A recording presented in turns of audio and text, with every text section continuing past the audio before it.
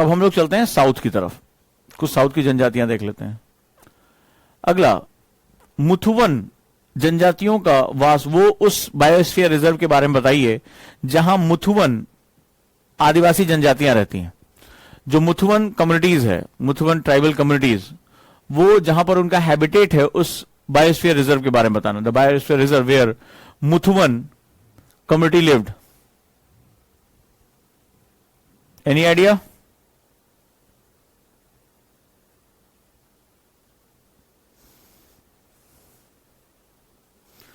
अब ये जैसे मिश्रा ने लिखा है कि हम अभी बदले नहीं है, धर्मवीर ने लिखा है हमारा अभी भी 80% कानून जो है वो अंग्रेजों का बनाया हुआ है, 80% से ज्यादा कानून वही चल रहा है। तो तुम्हारा पुलिस जो चलती है वो 1935 के एक्ट पे चलती है, इसका काम था हिंदुस्तानियों का दमन करना, तो हम उसी एक्ट से चल रहे हैं। तुम्हारा 80% ज्यादा कानून अभी ब्रिटिश कानून है, अभी भी हमारे पास न इतनी फुर्सत रही है न हमने इतनी, हम एक्चुअली क्या मानसिक गुलाम लोग हैं। तो और अंग्रेजों ने भी चुन चुनकर ऐसे लोगों को सत्ता में रखा था जो मन जो है ब्रिटिश सत्ता को सर्वोपरि मान चुके थे। वो मान चुके थे कि उन्हीं की चीजों को फॉलो करने से भारत का कल्याण होगा। तो वो परंपराएं आज भी उतनी गहरी बनी हुई हैं। विशाल ने इसका जवाब दिया है, ठीक है।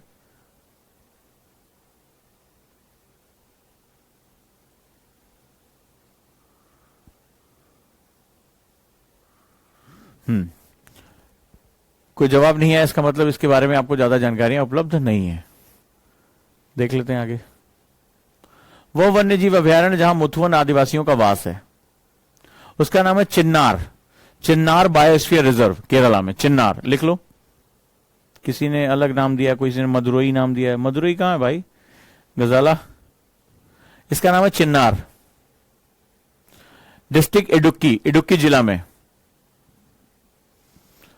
Chinnar biosphere reserve in Kerala, it falls in the Idukki district, Idukki. यहीं पर मुथुवन जनजातियां रहती हैं।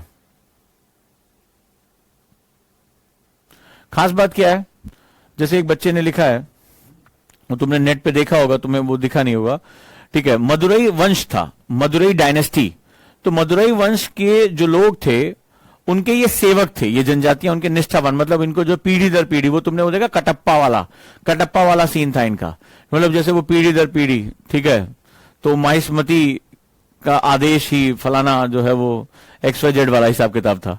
तो ये बहुत निष्ठावान सेवक रहे हैं इतिहास में, ठीक है। तो मतलब ये जो मुथुवन जनजातियां हैं, ये मदुरई वंश, मदुरई डायनेस्टी के, जो कि बहुत इंपॉर्टेंट डायनेस्टी रही है, उसके एक निष्ठावान सेवक रहे हैं।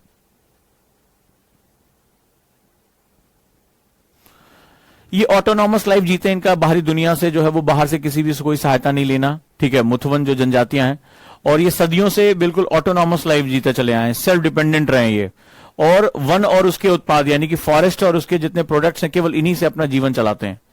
इनको बाहरी किसी हेल्प की जरूरत नहीं पड़ती है। फिर हमारे लोग आए, क्योंकि हम लोग शहरों वहरों से पले, तो हमने सबको एक जैसा देख लिया। हमें क्या है, हम जो आदिवासी लोगों को बहुत ही पिछड़ा हुआ गंवार मानते हैं। हम यहाँ दिल्ली में बैठे बैठे जो है चाय की चुस्कियां लेते हैं और उनको जो है बेवकूफ मानते हुए उनके लिए प्लानिंग्स करते हैं। सरकार ने क्या किया, इन जनजातियों को सब्सिडी पर अनाज देना शुरू किया। जैसे हमारे यहाँ जो मेन अनाज है, चावल, गेहूं, ये सब। अब ये लोग क्या है, ये जंगल से अपना मोटा अनाज उगाते थे, प्राकृतिक रूप से रहते थे। तो और ये विभिन्न ऐसी देशज किस्मों के बारे में जानते, जिसकी मेडिसिनल वैल्यू यानी जिसकी चिकित्सीय गुण बहुत ज्यादा था, तो मेडिसिनल वैल्यू इनकी बहुत ज्यादा हुआ करती थी। अब मेडिसिनल ये, और हम इनके बारे में नहीं जानते। जैसे मुझे ही अपने बचपन में याद है, दादी बताया करती थी कि जो समय मजदूर समुदाय था, मजदूरी करते थे, वो लोग अरवा चावल खाया करते थे। ये क्या होता था, ये बड़ा मोटे किस्म का धारीदार जो है चावल हुआ करता था। इसमें ये इकलौता ऐसा चावल या बहुत कम चावल ऐसे थे जिसमें फाइबर कंटेंट यानी कि फाइबर की मात्रा बढ़ी जाता। चावल में जल्दी फाइबर कंटेंट नहीं पाया जाता, कार्बोहाइड्रेट ज्यादा होता है। तो ये मोटे किस्म का अनाज होता था और इसको जो है गरीबों का खाना कहा जाता था। और ये अपने आप जो है वो घास पात के रूप में तालाबों के किनारे उगाया करता था। धीरे धीरे ये चावल गायब हो गया। ये चावल अब अमीर लोग खा रहे हैं, बहुत ही जो सोफिस्टिकेटेड टाइप के लोग हैं, हेल्थ कॉन्शियस हैं, कीटो डाइट में इसको यूज करते हैं, ठीक है। और वो मोटे अनाज, ताकि उससे उनकी बॉडी में चूंकि फाइबर कंटेंट पहुंच जाए, उनको ब्लड कोलेस्ट्रॉल उनका कम हो जाए, हेल्दी रहे, वो गट अच्छा, उनका पेट अच्छा रहे, तो अब उसके लिए वो लोग इस्तेमाल करते हैं। तो एक्चुअली क्या है, जो फॉरेस्ट कम्युनिटीज उनके पास बहुत सी डाइवर्स नॉलेज है और उनके पास वो जो है जीन पूल की विविधता है, आगे चलकर हमारे बहुत काम आती है। लेकिन अब सरकार में बैठे हुए लोग थे, उन्होंने बुद्धि लगाया, बोला यार इनकी हेल्प करनी चाहिए, इनको सब्सिडी पे अनाज दे दो, तो मुख्य अनाज देना शुरू किया। धीरे धीरे ये लोग इस पे, अब सब्सिडी का मतलब क्या होता है, उस पर आप निर्भर हो गए। ठीक है, तो अब इनको इन्होंने धीरे धीरे वो जो है मोटे अनाज या अपने जो डाइवर्स सिस्टम थे उसको उगाना कम कर दिया। धीरे धीरे क्या वो किस्में खत्म होनी शुरू हो गई। सबको लगा अब सरकार दे ही रही, क्या मस्त है, अपना कोई टेंशन नहीं है। ठीक है, तो इस पे स्टडी हुई, बुला रहे यार इनके तो सारे बीज खत्म हो जाएंगे। तो इसके बाद पुनर्जीवम परियोजना शुरू की गई थी। पुनर्जीवम, पुनर्जीवम का मतलब होता है फिर से उसको रिप्लेनिश करना, फिर से उसको रिजेनरेट करना। तो पुनर्जीवम परियोजना शुरू की, जो है प्रोजेक्ट पुनर्जीवम। और पारंपरिक जो इनके ज्ञान था, जो इनके पास जो है वो कन्वेंशन नॉलेज थी, मोटा अनाज, उसकी फिर से खेती की जा रही, फिर से उसको वापस लेकर आया जा रहा है, क्योंकि माना जा रहा है कि जीन पूल खत्म हो जाएगा और इसकी जो मेडिसिनल यानी इसके चिकित्सीय गुण बहुत ज्यादा है। ठीक है, मतलब जनरली चावल में इस तरह के चिकित्सीय गुण नहीं पाए जाते हैं।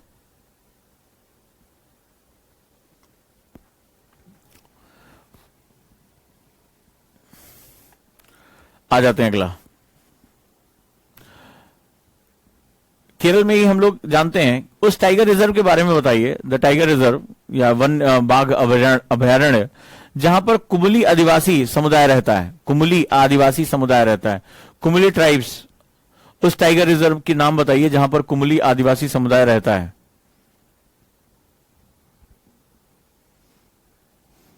कुमली आदिवासी समुदाय रहता है, केरल में है।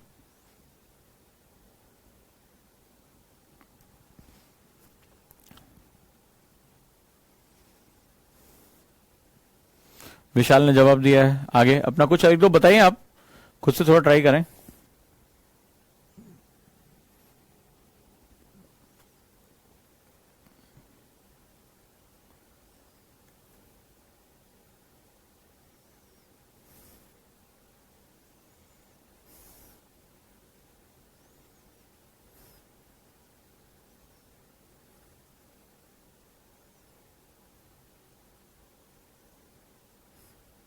गुड, एक दो लोग ट्राई कर रहे हैं। नहीं पता, चलो देख लेते हैं।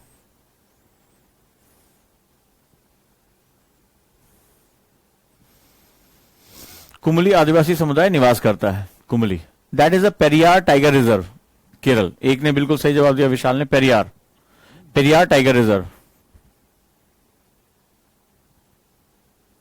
राइट, अब ये बहुत कम संख्या में, केवल 2000 इस समुदाय में, जो कुल संख्या केवल 2000 लोगों की है।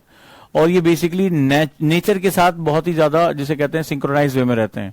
ये प्रकृति पूजक है, ये प्रकृति के साथ बहुत सामंजस्य में रहते हैं। राइट, कुमली जनजाति समुदाय कहां पर, कौन सा, पेरियार टाइगर रिजर्व। ये देखो एक बांदीपुर पहुंच गया। अरे प्रभु भारती, तुम्हें एग्जाम देना है। बांदीपुर कहां है,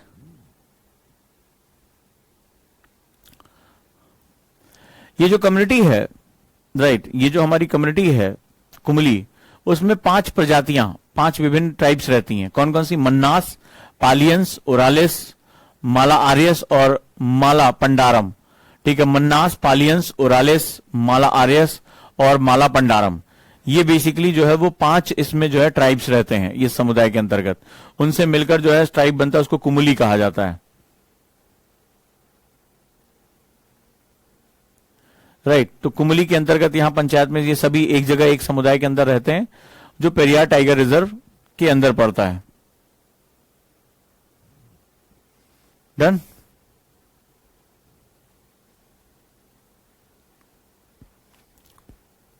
तो कुमली आदिवासी कहां रहते हैं, पेरियार टाइगर रिजर्व में। राइट, और ये सभी नेचर के साथ बिल्कुल सिंक्रोनाइज होकर रहते हैं, इसीलिए इनकी इतनी इंपॉर्टेंस है। चलिए नेक्स्ट आ जाते हैं। एक बार फिर से नॉर्थ ईस्ट चलते हैं और अब की बार हम मणिपुर चलते हैं। मणिपुर हमारा कहां, कमर पे, मैंने बताया था मणिपुर। तो मणिपुर में चलते हैं कि वो उस फॉरेस्ट रिजर्व के बारे में बताइए जहां पैती, हमार, गंगते आदिवासी बस्तियां जिस वन्यजीव अभयारण्य में रहती हैं। यानी पैती, हमार, गंगते जो ट्राइबल कम्युनिटीज हैं जिस बायोस्फीयर रिजर्व में रहती हैं, उस जगह का नाम बताएं।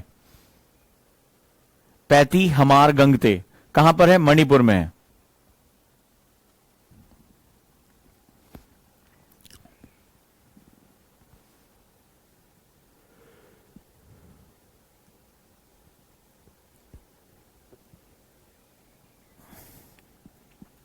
Any idea?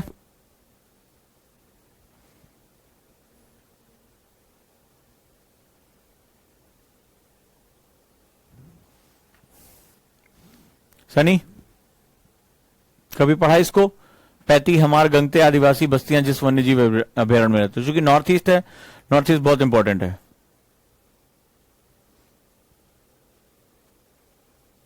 अलग अलग लोग जो अलग अलग जवाब दे रहे हैं।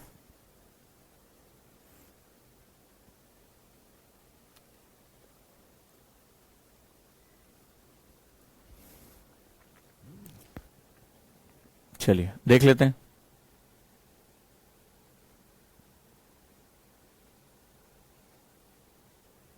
उसका नाम है कैलम वन्यजीव अभयारण्य, मणिपुर।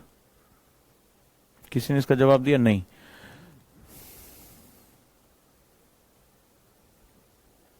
कोई बात नहीं है। This is the Callum.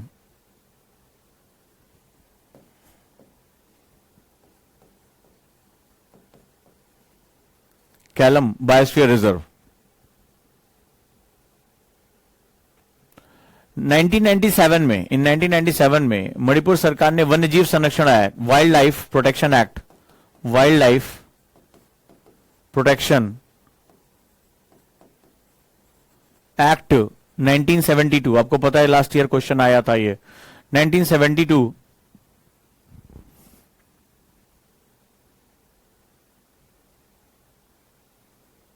में कैलम को बायोस्फीयर रिजर्व, क्या बताया था? बायोस्फीयर रिजर्व बनाया था, बायोस्फीयर रिजर्व में घोषित किया।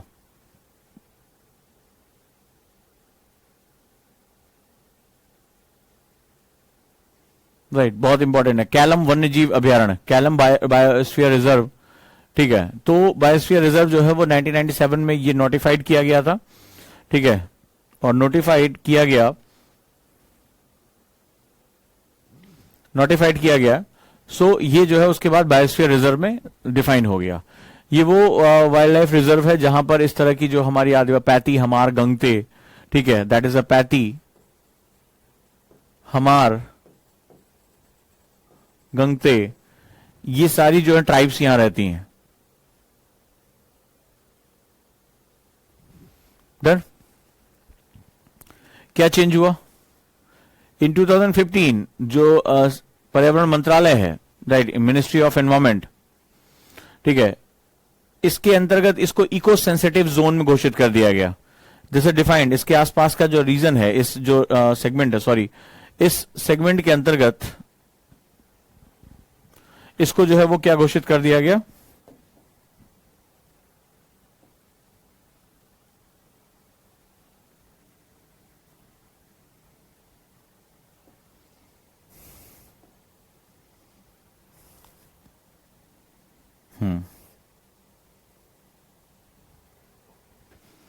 Eco sensitive zone. मुझे बताओगे what is the meaning of eco sensitive zone?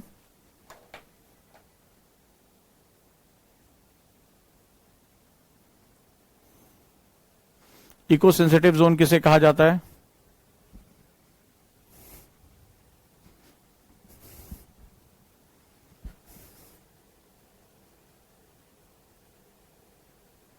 अब इको सेंसिटिव जोन कर दिया गया, यानी कि जो है पारिस्थितिकी के लिए सेंसिटिव जोन है, इको सेंसिटिव जोन। तो यहां से लोगों को विस्थापित करने का प्रयास किया जा रहा है, इसको हटाया जाने की कोशिश की जाएगी ताकि यहां पर जो है वो लोग ना रह सकें। जो प्राकृतिक समुदाय के लोग हैं उनके सामने भी अस्तित्व का खतरा पैदा हो जाएगा।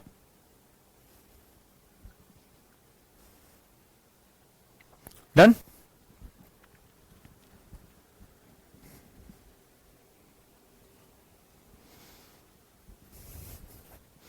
तो ये बेसिक मैपिंग रही, ये करंट के साथ। आज हम बेसिकली हमने ज्यादातर जो है वो जनजातियां की। ऐसे ही मैपिंग के और भी पार्ट्स में लेकर आता रहूंगा लगातार कि मैपिंग में हमारे और क्या क्या सेगमेंट्स हैं, और क्वेश्चन आपको भेजता रहूंगा, आप लोग क्वेश्चन करिए और मैपिंग के हम क्वेश्चन भी करते रहेंगे। राइट, इको सेंसिटिव एरिया हो गया ये।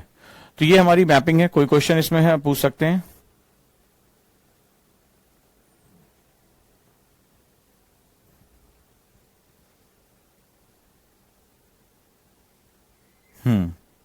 गुड। दीपांशु ने लिखा है ecologically fragile areas area in which notified by the ministry of environment forest and climate protection. बिल्कुल सही है। पर्यावरण मंत्रालय, इसको वन मंत्रालय पर्यावरण मंत्रालय कहते हैं, वो नोटिफाइड कर देता है।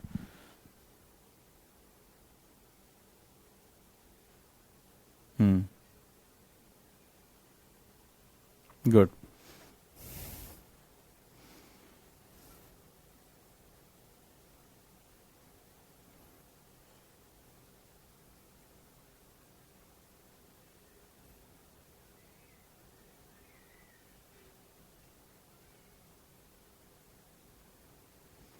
कैलम,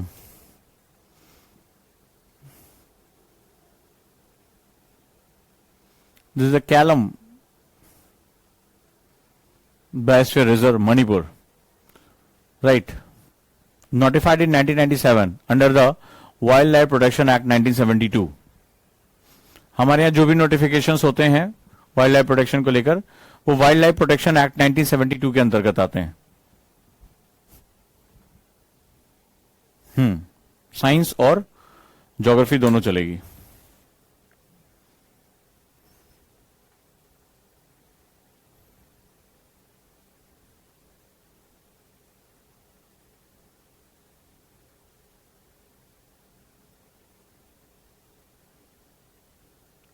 मैप पे जो पॉइंट है वो बेटा ये है, this one, Manipur.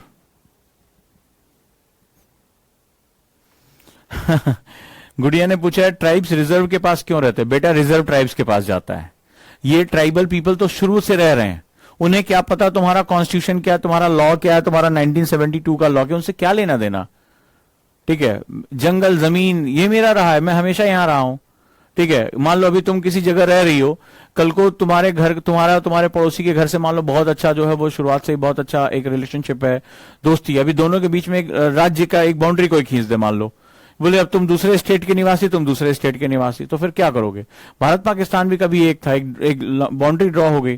So simple सा फंडा ये है कि वो बेचारे नहीं जानते कि what is the meaning of biosphere reserve, national park क्या है, वो तो सिर्फ रह रहे हैं अपनी जगह पे।